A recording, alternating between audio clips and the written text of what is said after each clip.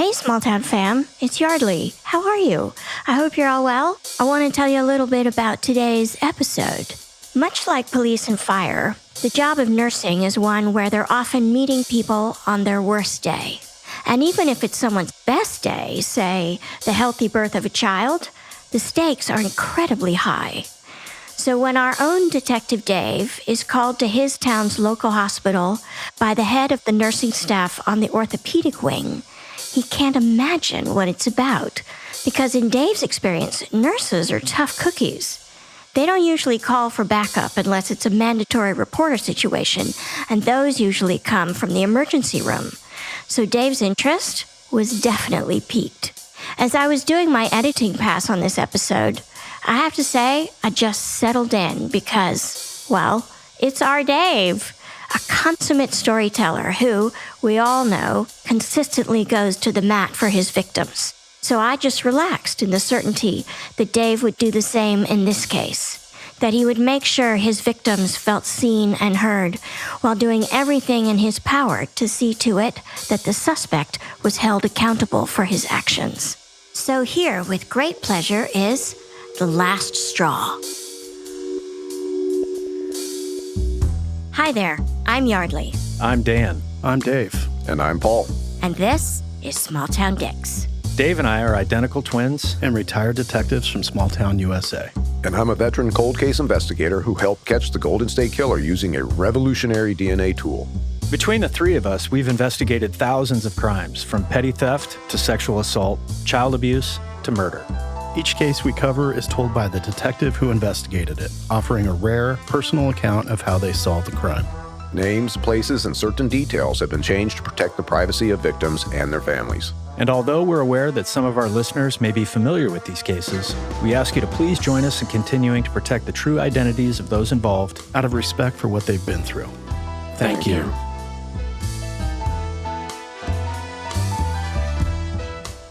Today, on Small Town Dicks, Small Town Fam, we have the usual suspects. We have Detective Dave. Hello, Yardley. Hello, David. And we have Detective Dan.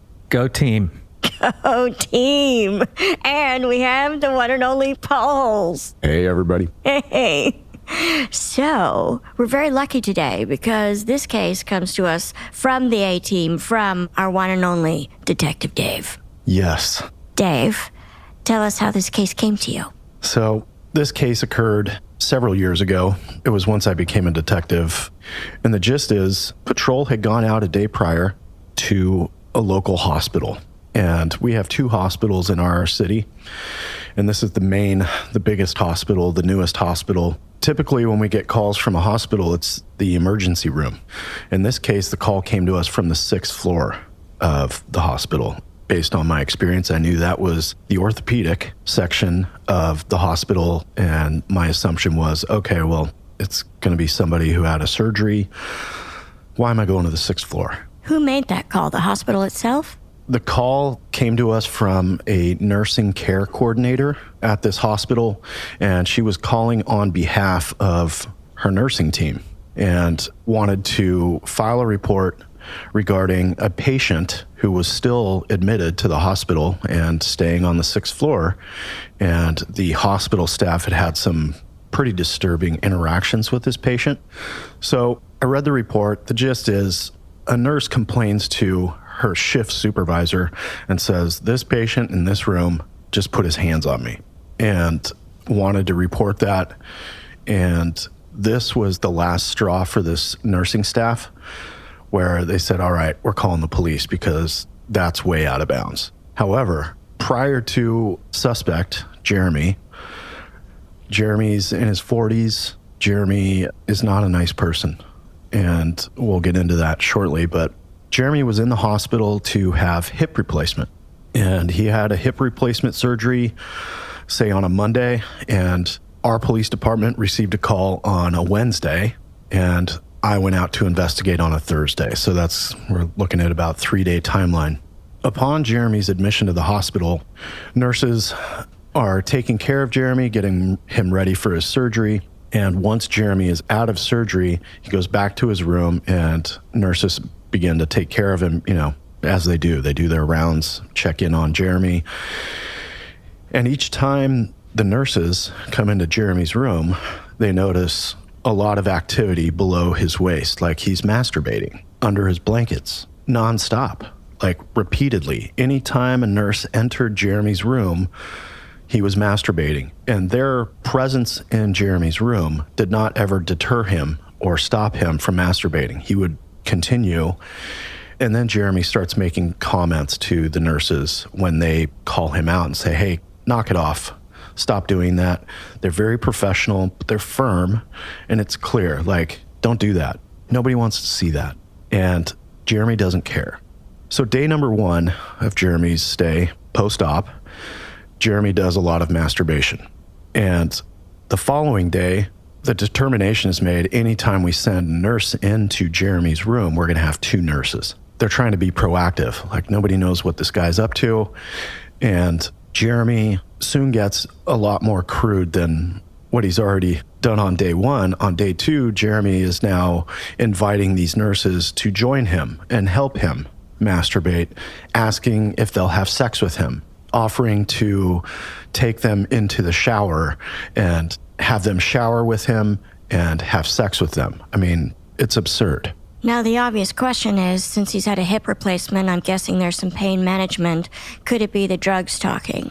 That was one of my main questions. Certainly, Jeremy's got some pain management issues, but I later learned that Jeremy's just been given kind of moderate pain meds and sedatives. And part of that decision is, let's make the patient comfortable. However, we don't want to give Jeremy too many meds. We don't know what that's going to do to his behavior. Like, is this going to escalate his behavior if we give him more substantial pain meds? So the behavior is already so bad that it's already being taken into account going forward with his pain management. Correct.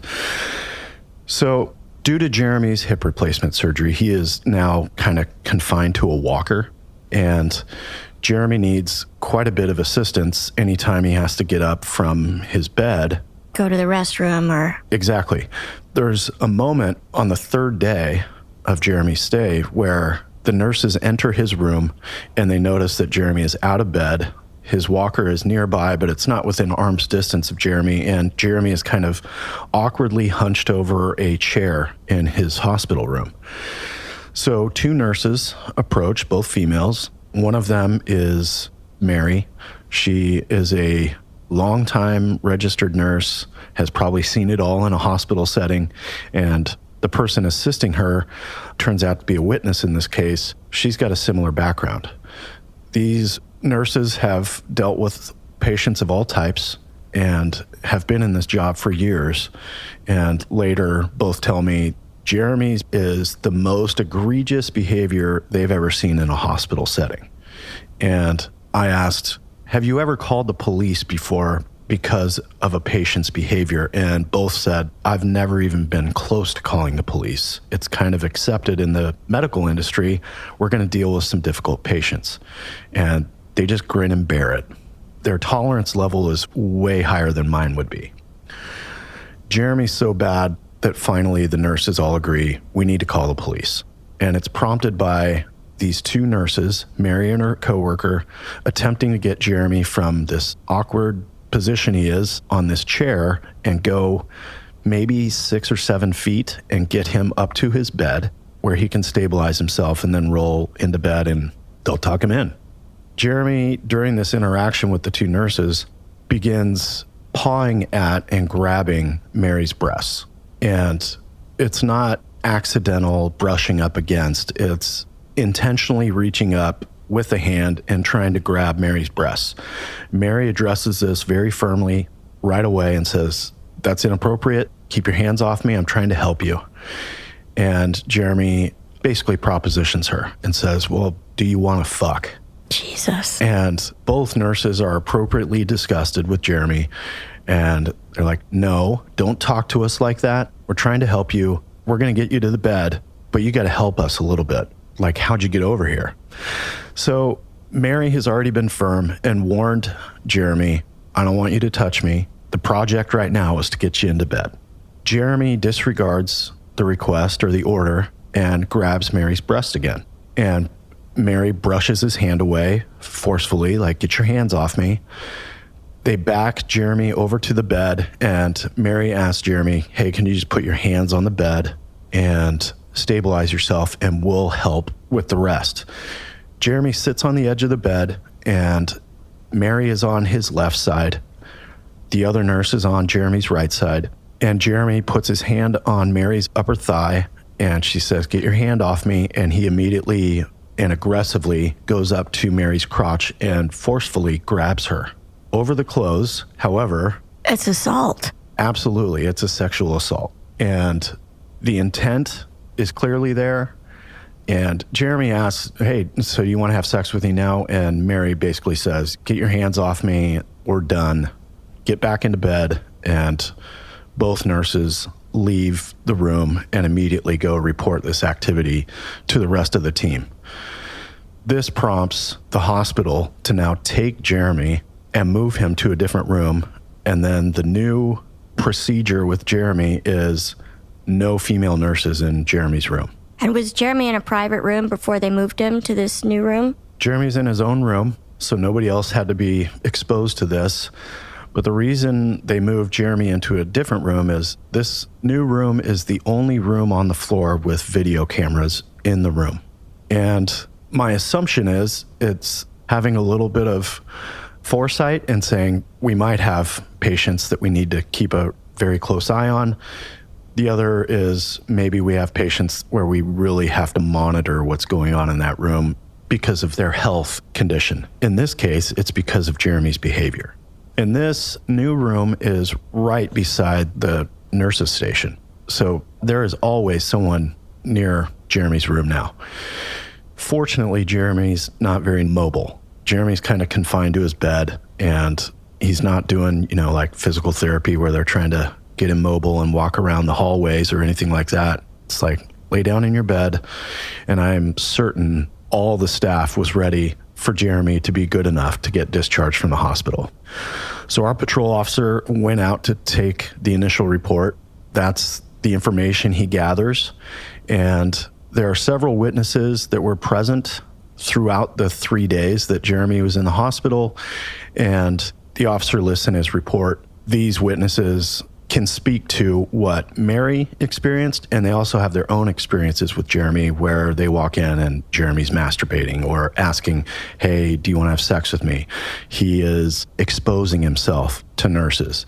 When I read the report, I was like, are you kidding me? And it's always female nurses. Every female nurse that interacted with Jeremy had an interaction like this. Mary is the only nurse that Jeremy put his hands on. Do you think that was because of opportunity, because she was in proximity, she was close enough, or because he fancied her? I'm not sure. I think it's probably the proximity factor, but clearly Jeremy has some impulse control issues. And we talk about, I'm going to go off on a little tangent. We talk about officers and their level of effort. In this case, I've got a sexual assault. Our patrol officer who went out there listed, hey, there's lots of witnesses to this, but fails to speak to any of them, fails to get their names. And I addressed this with the officer the next day, and I'm like, hey, I just got this report forwarded to me. Sounds like you got to the hospital right in the middle of this shift with all these nurses who work together. While you were there, did you happen to speak to any of the witnesses? And this officer tells me, well, that's not my job, that's your job. Wow. Why didn't you just get some names?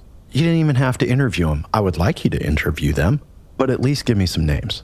This officer, early in his career, just did not apply the appropriate effort to this case, and it was very frustrating. That issue was later corrected. That officer turned out to be one of the most reliable officers I've worked with, but early on, and it comes down, it was an FTO, field training officer, taught him the wrong way, and you have to untrain that type of laziness. But the officer does not even contact Jeremy. I think he was thinking, I'll just kick this back to detectives and they can handle all the follow-up. At our department, there are specific instances where you wouldn't do follow-up in a situation like that. Say our victim is a juvenile. Our patrol officer isn't going to do an interview with the juvenile. right? But I was taught very early on, and so was Dave, that as a patrol officer, you exhaust all the follow-up you can on the front end. And then if you can't contact these other witnesses, that's when that report gets forwarded to a detective, and the detective does the follow-up. But if you have witnesses that are there, you better talk to every one of them and list them in the report, their name, date of birth, contact info. It's just inexcusable for that not to be done on the front end at your first point of contact, which is as a patrol officer. You have to do it. And the issue is, what if one of the witnesses is a traveling nurse and that was her last shift, and now I don't even know who it was? And she's gone. Right. So just give me the names, give me their contact information. So I was frustrated. I get this report and I go directly out to the hospital. I said, well, this is the same time frame of day that these nurses were working yesterday. I hope they're there. I lucked out. All the witnesses from the previous day were there. When I went to the hospital, I met with this nursing care coordinator, who is the person who called the police, and just basically got some general information about Jeremy, confirmed the date that he was admitted to the date that the hospital was planning to discharge him, which is the date that I arrived at the hospital. They were actually prepping Jeremy to get released.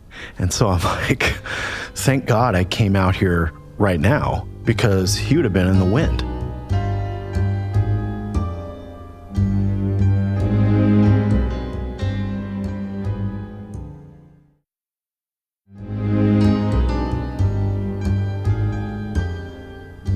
So, Dave, you get to the hospital to interview the nurses and also to see who this dude Jeremy is, and you find out he's going to be released that day. Is that because of his obscene behavior, or is it because it's time, his hip is rehabbed enough hospital-wise and it's time for him to go home? I think they considered Jeremy to be medically stationary enough that they could release him. I can't prompt a doctor to release somebody. It only happens when the doctor is ready to release somebody. Yeah, of course. I guess I wondered if the hospital was like, get this guy out of here. I don't care where he goes. But of course they wouldn't do that. Well, certainly I think it's reasonable to assume that somebody who doesn't present the same types of behavior issues might get some grace with the timing of their discharge. In this case, it's like, let's get him to the point where we don't have to treat him anymore and get him out of here. Yeah. So I meet with this nursing care coordinator and I say, hey, I need to speak to everybody that had interactions with Jeremy. And she says, awesome. I will start rounding them up. And the first person I speak to is Mary. And she relays all these things that had previously been relayed to the officer during the initial report. Story hasn't changed. I'm like, okay, I know I'm going to arrest Jeremy, so I'm just building a case. And the hospital marches 4 female nurses, one by one, into a little office where I could speak with them, and all these nurses describe seeing Jeremy masturbating, him making crude comments about wanting to have sex with them, offering to have sex with them. It's as if I took the same statement 4 times. But not in a way that was rehearsed. Right. It's not rehearsed. It's anytime there was a nurse in Jeremy's room, Jeremy had his hand on his penis and was masturbating. He was saying vile things to these professional women who are just trying to take care of him. And then Mary has the unfortunate proximity to Jeremy where he can actually get his hands on her. Going back a little bit, I'm thinking about this walker that is 6-7 feet away from Jeremy, and Jeremy is in this awkward position leaning over this chair, and how deliberate that is. It's really where the offender, I use this term over and over, lure and isolate, and that's what he's doing, is he's staged something in order to be able to get these nurses to where now he is in physical contact with them. Right. So I confirm with each of these nurses that Jeremy wasn't provided any type of medication that they've ever seen result in this type of behavior. That he's given a moderate sedative for his pain, and they didn't give him any other type of drug. There was no allergies, or there's no reaction from medications to prompt Jeremy to start behaving this way. And it's only when female nurses are in the room. I interviewed 2 male nurses, and neither of them had any of these types of interactions with Jeremy. It's only when female staff is going in, and that's important to me. If it's just going on nonstop, regardless of who's in the room, then I can say, okay, well, maybe this guy's just on a different planet right now. In this case, it's selective. It's when a female nurse is in his room. And it's masturbation, it's, hey, knock that off. And Jeremy looks at him like, what are you going to do about it? So prior to going to Jeremy's room to speak to him, I confirm with the hospital he's going to get released, and you guys feel that it's okay for him to go from here, the hospital, to jail. And they say, yep. So we always ask for, can I get an okay for jail slip? And they actually write it on a script pad, okay for incarceration. Really? I've never even heard of that process. He's literally getting a prescription to go and get incarcerated. A doctor's note to go to jail. That's exactly what it is. And it is well known that criminals, people in custody, malinger. They have all sorts of maladies that pop up right when handcuffs go on, and all of a sudden they are, too unhealthy to be incarcerated. So I get out in front of that and I just say, doctor, is it going to impact Jeremy's health at all if he goes to jail once he gets discharged? And the guy's like, I'll write you a note right now. So I go to Jeremy's room knowing I'm going to arrest Jeremy, and I say, Jeremy, I'm Detective Dave, and I need to talk to you about some of your interactions over the past few days. And Jeremy confirms that he has had some behavior issues. I ask him to explain why he's had behavior issues while he was at the hospital. And Jeremy says, the second day I was here, somebody slipped me some drugs. And he's referring to illicit drugs, not like pain medication. And he means the second day I was in the hospital, somebody snuck in and gave me some illicit drugs. Exactly. I actually went back to these nurses and said, did Jeremy have visitors? And the nurses said, he's only had one visitor his entire stay. And it was a female. We all assumed, based on the interaction, it was probably Jeremy's girlfriend. It was brief, but we know that this female handed Jeremy some sort of pipe, a glass pipe, and turned out to be a marijuana pipe. And that Jeremy and this girlfriend had smoked marijuana in his room. Is it legal to smoke marijuana in your hospital room? No, it is not. The behavior is so absurd, but in keeping with Jeremy's complete disregard for boundaries, rules, regulations. Exactly. And that visit was very short because it turned into an argument. The argument ended with the female kind of yelling at Jeremy saying, you tried to rape me. Was she ever identified? No. And I attempted to. We have the means in our databases to find connections between people, and I can kind of map out, kind of like genealogy. You can see who's related to, not familial, but you can see who's related to others via case numbers and known associates. And I couldn't determine who this female was, so I have no follow-up. So the only indication I have of Jeremy having something other than this moderate sedative is that he was dosed willingly. He smoked from the pipe some marijuana. That typically doesn't manifest to groping people, serial masturbation, exposing yourself, that kind of thing. So I start to believe this is probably a character issue with Jeremy. It just happened to be in a hospital, but he's probably a jerk to everybody he knows. So I've determined that some unknown female provided marijuana to Jeremy. I asked Jeremy about smoking marijuana, and Jeremy, all he says is, somebody slipped me some drugs. And I said, well, who? And he says, that's all I've got to say to you. I'm done. And I confirmed with him, are you invoking your right to remain silent? And he said, I am. Well, this interview's over. And I said, well, let's start getting you dressed because you got a new hotel to go to. I called for a patrol officer. We put Jeremy in a wheelchair and rolled him out to a patrol car and helped him get into the back seat, and I transported Jeremy to jail. I charged Jeremy with a sexual assault in the first degree, and that charge is fairly substantial. That charge is 75 months in prison in my state. And you serve every day. And you serve every day. That's an expensive misbehavior issue. So I charge Jeremy with sexual assault in the first degree. I also charge Jeremy with attempted sexual assault for reaching out in the times that he actually didn't make contact with Mary's breast, but attempted. I charge him with attempted crimes. I also charge him with indecent exposure and disorderly conduct. Alarming, threatening, or annoying behavior. Would you say that we check some boxes there? 100%. Check, check, check. And that discon charge is kind of my parting fuck you to Jeremy. Discon? Discon, disorderly conduct. And Jeremy goes to jail, and his case involving Mary is adjudicated. And Jeremy took a guilty plea for attempted sexual assault in the first degree. That was the deal that was offered to him. So only the times he reached out to try to grab Mary's breasts. Yeah, in the actual completed sexual assault, where grabbing Mary's crotch, I was like, I've got a witness to this grabbing of the crotch. I was like, that's going to be a home run. The prosecutor, I think, rightly had some concerns about sedatives being administered, marijuana, that there would be some mitigating circumstances around Jeremy's behavior that a jury might be sympathetic to. I wasn't happy, but I understand prosecutors got a more difficult job than I do. They have to prove this beyond a reasonable doubt.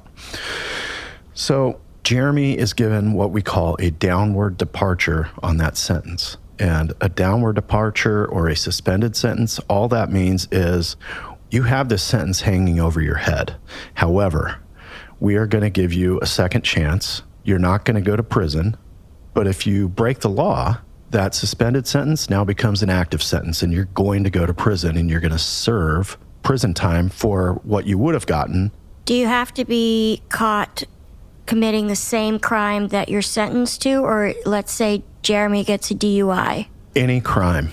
So any crime, any conviction will send Jeremy back to prison. Okay.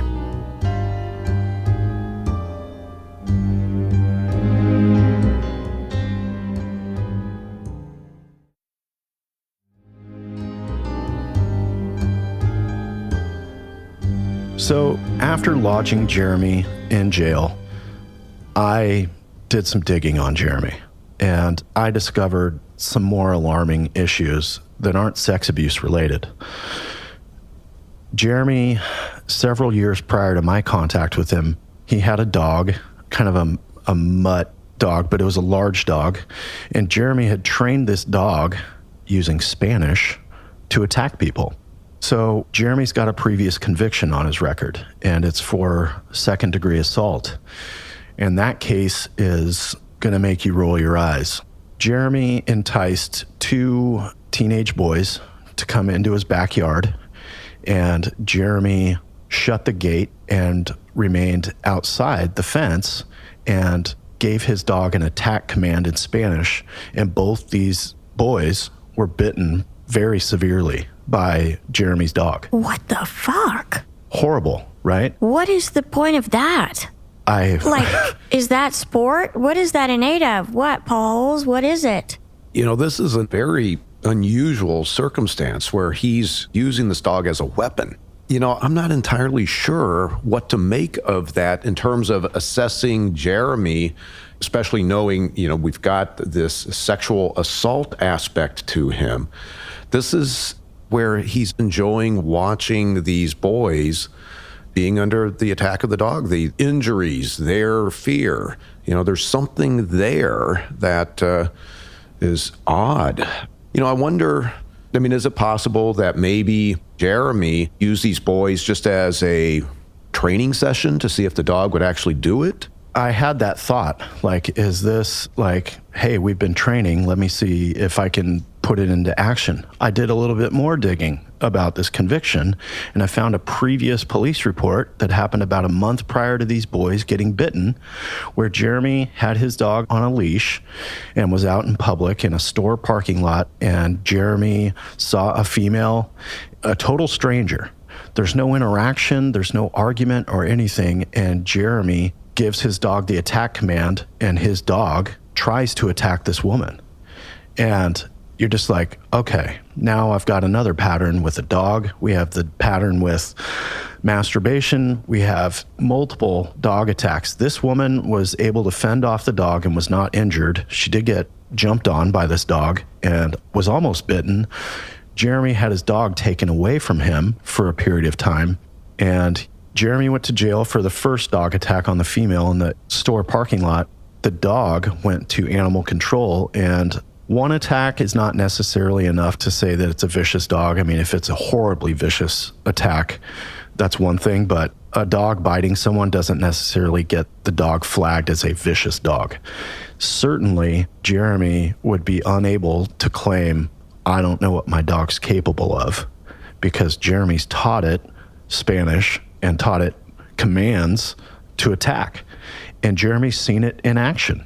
Just for the sequence of these two separate dog attacks, was the woman before the two boys? Yes, about a month prior. And she's out there walking. Were there potentially other people, like, let's say, men also present? I don't know that. But if she's at the grocery store, chances are there's all kinds of people there, right? And that's just what I'm wondering. Did he select her, or was it just she was the one opportunity? My belief is that she was kind of a target of opportunity, that she's the only one around and he targets this woman.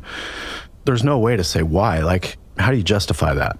It's so intentional. It's so vicious. Jeremy is questioned by an officer. When the two teenage boys were attacked by Jeremy's dog, the officer did quite a bit of follow-up, and a lot of his follow-up was just to defeat any alibi or excuses that Jeremy had made during questioning. And Jeremy claims, I didn't do anything to those boys. I wasn't even present for the attack. I was actually in jail when those boys were attacked. And that's what they get for breaking into my backyard. And these boys were very clear, like, no, he asked us, hey, you guys want to come into my backyard? And then he closes the door and sicks his dog on them. It's very specific. So this officer does some follow-up and goes, oh, no. Jeremy, you had this previous incident in the store parking lot with a woman. Your dog was taken by animal control. The day before the boys are attacked, Jeremy and a friend go to animal control and the dog is released back to him. Jeremy picked his dog up from animal control, and one day later, Jeremy is assaulting the two boys with his dog. He's doing it again. Right. So that's the caliber of person we're talking about. I mean, it's terrifying when you're getting bitten by a dog. Absolutely terrifying. Jeremy sounds like a sociopath to me. Loves to see people in pain and in fear. Yeah. I would say if he is enjoying watching the boys be attacked and the violence that's being inflicted on them, in some ways that's a sadistic act. He likes that he's inflicting the pain and watching their fear, their response. I'm still just kind of puzzled to see, well, what was his intent moving forward with this dog? Was he going to be utilizing this dog to maybe subdue a potential victim? No idea, yeah. It's so bizarre. So there's a peek into Jeremy's background. The story's not over. Jeremy got this suspended sentence for his attack on Mary.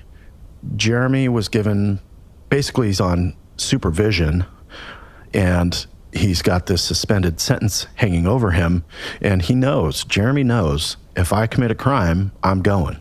Did he do prison time for the dog attack on the two teenage boys? Jeremy did do prison time for the dog attack on the teenage boys, and was only out of prison a short time before Jeremy is in the hospital to get a hip replacement. So the case with Mary happened after Jeremy gets out of prison. I don't give Jeremy much thought until I get a call from an officer in our neighboring jurisdiction, this detective named Rick that Dan and I are very familiar with. Worked a lot of cases with him. He's great to work with. Awesome guy. Great guy. Hi, Rick. I know you're listening. He does listen to the podcast. Oh, hooray. Rick says, hey, are you familiar with this guy named Jeremy? And I said, yeah, I'm very aware of that guy. Well, he was a victim of a robbery last night. And during this robbery, Jeremy got roughed up a little bit, including dislocating his hip. The one that was just replaced? Correct. So Jeremy's having a tough day. Rick looks at Jeremy's past and comes across my police report involving Mary. And Rick says, we've got to take our victim to the hospital to get treated for this dislocated hip. And Rick reads my report and says, well, I'm not dropping him off and leaving the hospital without at least letting them know, be careful around this guy. He has a thing for nurses, you know? So Rick relays the information to the nursing staff at the other hospital in our city. So Jeremy is admitted to a separate hospital. He's in the emergency room, and it's overnight. So I come into work the following day. Rick is giving me a heads up. Hey, check out this police report. And he just refers me to his police report where Jeremy was a victim of a robbery. And I'm like, oh, too bad. And he goes, by the way, I let him know about your past case just so they have a heads up. At this second hospital. Correct. And I appreciated that. Like, Rick didn't have to do that. He didn't have to look up my old case, but he did. Kind of cop Rick is. Really liked working with him. When you got a case from Rick, you're like, I already know this is going to be well put together. This is going to be a solid investigation. Rick's one of those guys. When I learned that Jeremy is probably still at the emergency room at this new hospital, I pick up the phone and I call the hospital and I say, hey, this is Detective Dave.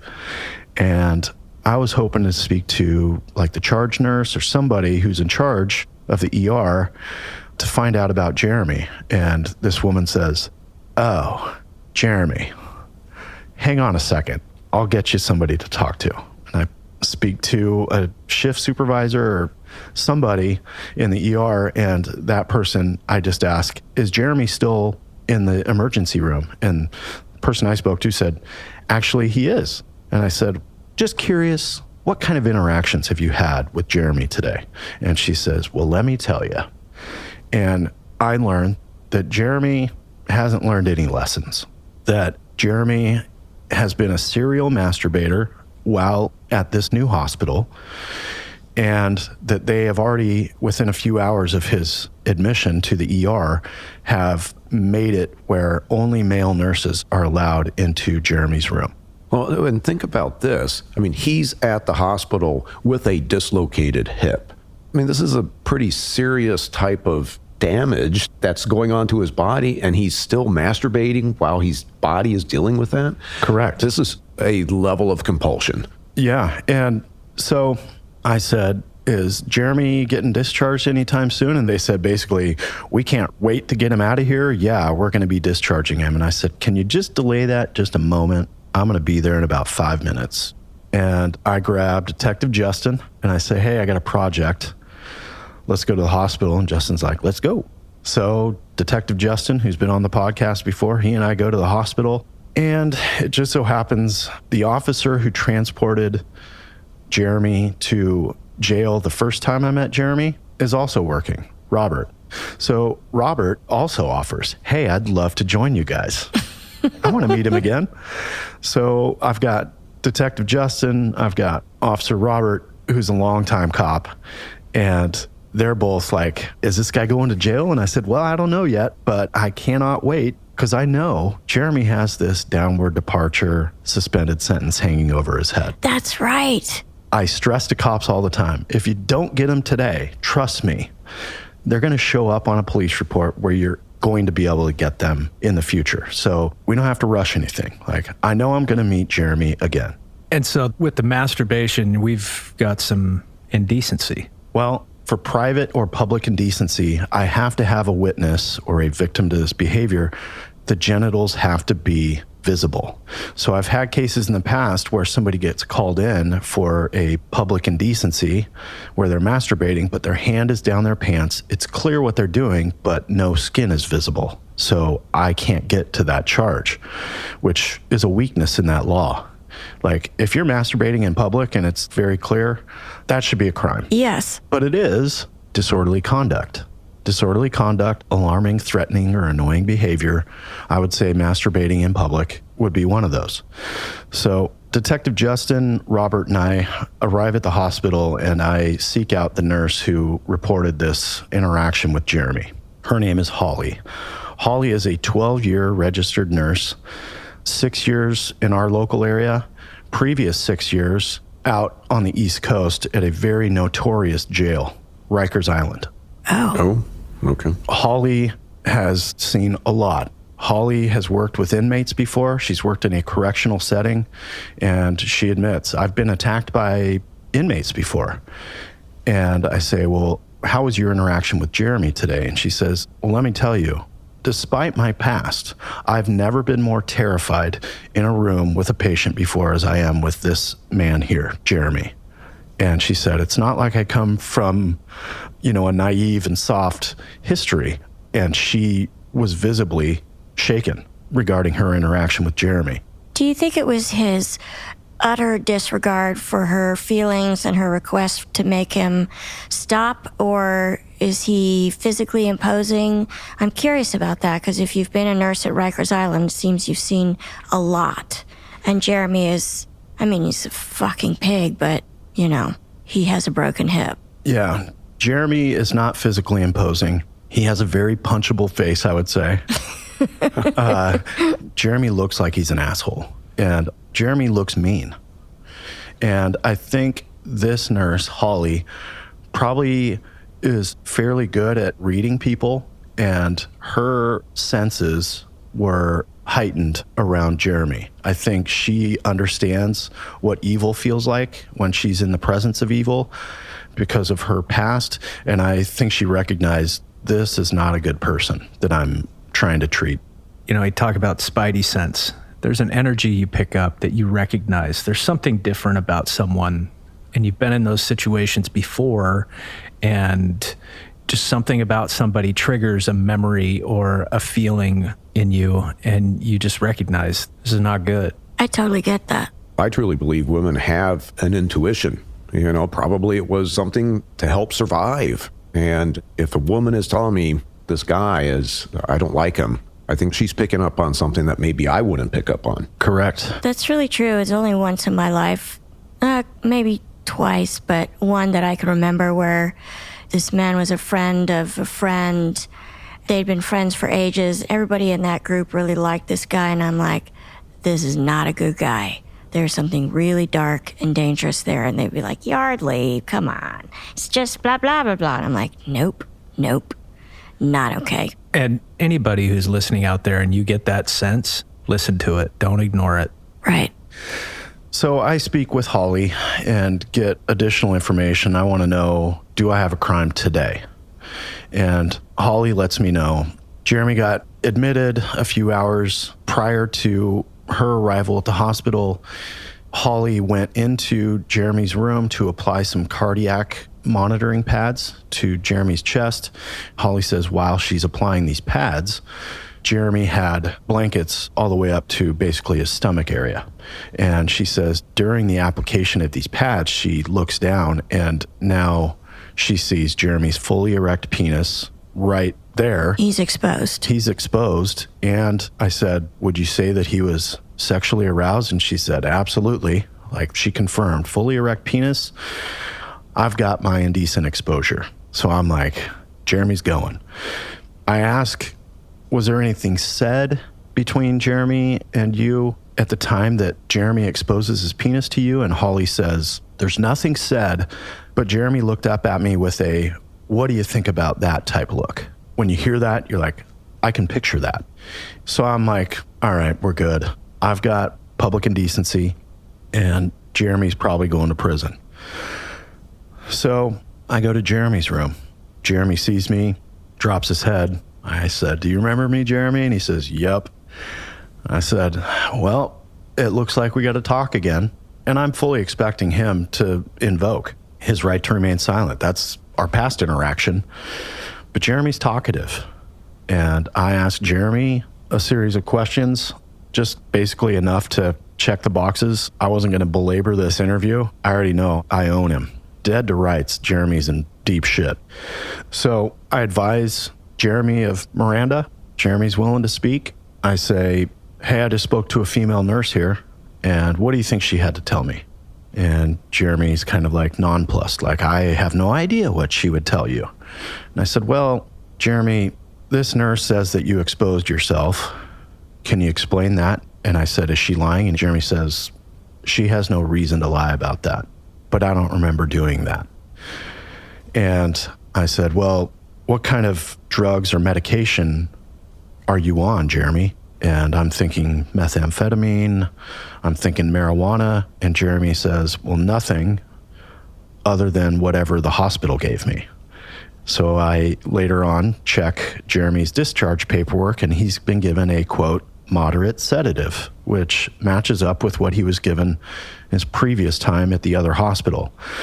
I asked nursing staff later, hey, what kind of behavior issues does this moderate sedative give patients? And they said, oh, it's basically for pain.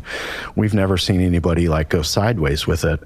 And we noticed that when we made it where only male nurses could go into Jeremy's room, we weren't having any issues. It was only when female nurses were in Jeremy's room. And I'm like, okay, once again. So in speaking with Jeremy, I said, you're a man, you have a wife, a sister, a mother, etc. How would you feel if they were working in a nursing setting and they came home and told you that some male patient had shown his erect penis to them? And he said, I'd beat the shit out of him. I'm like, that's a great statement. Like, awesome. I asked, Jeremy, do you know the difference between right and wrong? Like I'm speaking to a child. And he says, yes, I know the difference between right and wrong. And I said, well, then why are you exposing yourself to a nurse again? Why am I here? And he goes, because I'm fucking stupid. And then he lawyers up. Wow. He really is stupid. He lawyered up after making that statement. He is stupid. I know you dug into his past. He found the dog stuff. Was there any other law enforcement contacts, exhibitionism, anything like that in his past? I couldn't find any of that. Or violence? No, other than sicking dogs on kids. I don't have any explanation. I don't know why Jeremy's doing what he's doing. His past is what I've painted it out to be. This issue with the boys and the dog, the first time I ever meet Jeremy at the hospital, and then this occasion. I don't know where it's coming from. So Jeremy looked at me and said, so what's going to happen? And I said, you're going to jail. And he screamed, fuck, because he knew what it meant.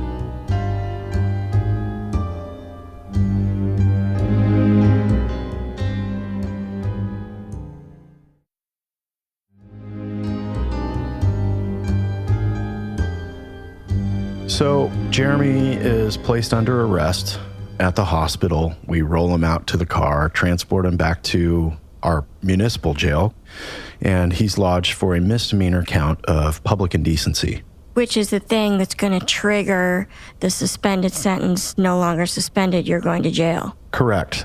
So at our jail, we have female nurses that work medical calls in the jail. So I had to go warn them, hey, by the way, this guy is going to be lodged at the jail, and you guys need to be very, very careful around Jeremy. And I don't have any reported issues about Jeremy doing anything. I think it's probably because they always had a male correction officer probably present during any sort of interaction with the nursing staff. So the day following Jeremy's arrest, I get a call from parole and probation, and it's Jeremy's probation officer. And I've worked with her on many cases, and she says, is it true? Like, I got your report. Is it really true? And I said, oh, yeah.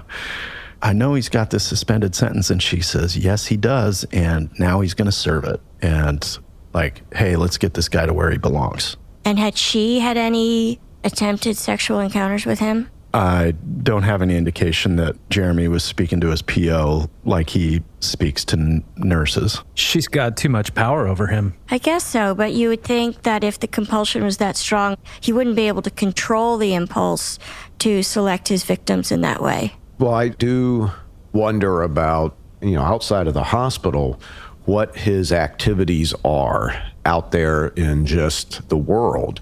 It seems like he's going to be the guy that's walking up and down the aisles in a grocery store looking at women and masturbating. Why wouldn't he be? Right. Unless there is a fantasy he has about nurses, which he is now living his fantasy by being in the hospital. Obviously, the first case with Mary and the number of incidents that were occurring then, and then to be so stupid to just do the exposure at the second hospital where now he's looking at prison time, it really just underscores, I think he lives his life in this space. I don't think it's just in the hospital. He only got caught in the hospital doing this type of crime. Absolutely agree. You know a lot more about this than I do, Dave, just because of your experience, not because of you as a person.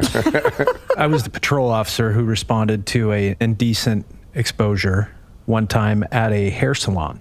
And this particular guy, he had never been in this salon before. This woman is cutting his hair. She's like, it was odd because most of my clients are regulars. I see them all the time, and I'd never seen this guy before. And he was a walk-in. And she said that as she was cutting his hair, she's concentrating on his hair and his head, and he is looking up at her, trying to make eye contact with her, so much so that she's like, hey, you got to tilt your head forward so I can cut your hair. But he keeps doing it. And then she notices the up and down under the apron. Ugh. So she is horrified and she's terrified at the same time because she's in the salon by herself. And so she's got him facing toward the mirror. And she's like, I know he's going to keep doing that. I just want to cut his hair and get him out of here. She turns the chair around so he can't see the mirror that's in front of him. And she waits for him to do it again. And he actually, at one point, had lifted the cape to expose his groin, and she took a photo. Oh, wow. Oh. She took a photo, and he scrambles out of the chair and runs away. Well, I got him on surveillance video, and we were able to identify him. I went to his house and was like, hey, we need to go have a chat. And I brought him down to the station, and Detective Jeff, Dave's mentor when he first began his career, Jeff interviewed this guy. This guy had to know that there was a photo out there, but he denied. And then Jeff kind of sprung the trap on him and said, she took a photo of you, right? I've dealt with more of these public indecency violators than I remember.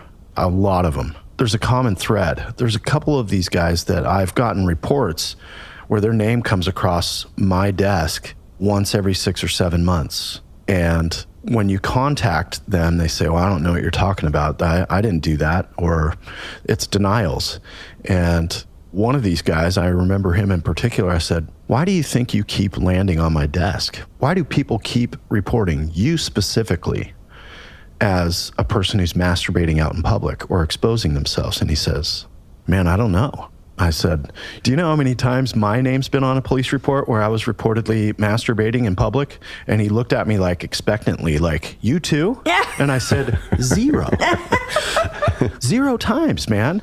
You keep getting called in as a serial masturbator. And this guy's like, they're lying. I would never do that. But where there's smoke, there's fire, right? It's not a mistake that you're getting identified. This guy came to my attention because he was a suspect. We were having sex workers being killed. They're being picked up off of a prime stroll area in the east end of the county.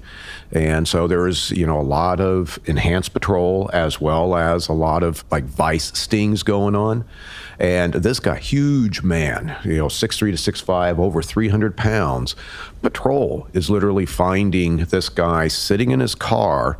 He's naked, completely coated in Vaseline, and he's masturbating, watching the sex workers apply their trade. And he was caught multiple times. He just kept doing it. This shows that compulsion. He knows patrol's out there. To this day, I can't say he's eliminated from the homicides. And this is where, when you do have your exhibitionist or somebody like a Jeremy or the guy in the barber chair, that victim doesn't know that's going to be the only thing he's going to do. This could be a preamble to the next step that he's going to do. He's gearing up. Some of these guys are going to take the next step. Right. They have to, because they're not getting the same stimulus out of it. So they escalate. And they escalate until, next thing it's touching someone. I mean, we all know how this progresses, and ultimately people are getting raped and murdered. And that's why if you see something out there, listener, you notice somebody doing this out in public, call the police, because we recognize that it's a huge red flag. It is. And just going back to these nurses, just in general, I was asking questions like, do you guys deal with this kind of crap often? And they're like, well, not to this degree, but you'd be surprised at how rude, how handsy. You'd be surprised at what we actually put up with in here. For us to actually call the police means it's so far out that we finally were like, well, the only way to handle this is to get a police officer involved. And I said, well, you're aware you don't have to put up with this shit. And they're like, well, it just kind of goes with the job. Nurses are some of the greatest people that we meet in our job. They're there to help you. They're doing work I couldn't do, because the first time somebody pulled shit like Jeremy, I'd have been like, you're done. I'm done taking care of you. And they just tolerate it. So I told each hospital, I said, if you guys ever have anything remotely offensive, anything that bothers you, call us. We'll come out and handle it. And they were like, yeah, I mean, this is the first time I've ever called the police in my 20 years, so... I hope it's the last. Right, but I was surprised at how much nurses, hospital staff, doctors, how much crap they have to deal with. And they just do it because they're professionals, and they say, yeah, kind of goes with the job. These are people on their worst day. Right. It's not unlike what you all do. Yeah, and I'm like, call us. I would love to come out and deal with each person that violates your sensibilities. I want to deal with them. So feel free to call. At the very least, it's going to be a counseling session. Exactly. You are on the borderline of committing some crimes, and you need to be aware of that if you aren't already. You, the offending patient. Yeah. And what I loved about my old partner, Jeff, he used to have this phrase. He would say, like, I'm going to go crawl up into this guy's face, which means I'm confronting this asshole because nobody else has. And Jeff was really good at it. Jeff was an imposing figure with a deep, deep voice and a command presence when he's in a room. And I used to love watching Jeff interact with sex offenders. Jeff knows that group so well because he investigated sex crimes and child abuse for over 20 years of his career. Like, an exceptional career. I couldn't do it that long. Frankly, I don't think most people could do it that long. I don't think most people could last a day on that particular law enforcement assignment. Dave, before we go, did Jeremy end up getting the full 75 months of his downward departure sentence? Because that was going to be the price he had to pay if he committed another crime like this. No, because it was he pled to attempted sexual abuse in the first degree, so he wouldn't have been eligible for this 75 months. It would have been probably half of that. So Jeremy went to prison for a period of time, and I did a little digging on him today, and Jeremy's deceased. Oh? Yeah. I looked for an obituary, trying to figure out, how did Jeremy die? Where did he die? Was it in custody? I don't know. I don't have those answers. So kind of a quick wrap up. Sorry, but it is what it is. I'm always surprised to hear that a suspect is dead when nothing in the story indicates that they're going to die. You know what I mean? I think maybe part of that is because you're sitting down with us right now telling us this story. So Jeremy and his crimes feel really immediate. So yeah, that is abrupt. But at least he's not out wreaking havoc and exposing himself. Dave, as always, I love it when you bring us a case. You guys are the best, the A-team. There's just nothing better. Thank you for everything, for your service as a sex crimes and child abuse detective, and for being one of the best co-hosts a co-host could ever ask for. My pleasure. Good job, bro. Twin. Yeah, thanks, Dave.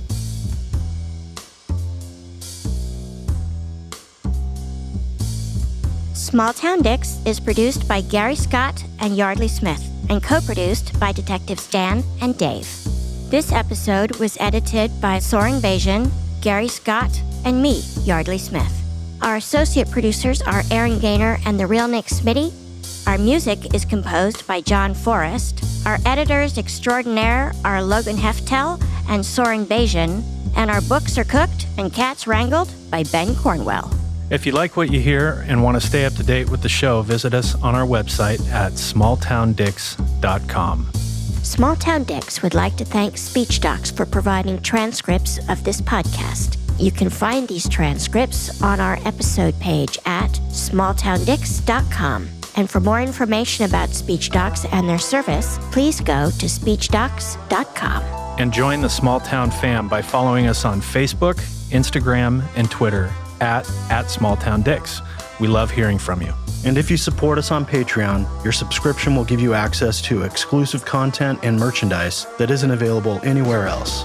Go to patreon.com/smalltowndickspodcast. That's right. Your subscription also makes it possible for us to keep going to small towns across the country in search of the finest, rare, true crime cases told, as always, by the detectives who investigated them. So thanks for listening, Small Town fam. Nobody's better than you.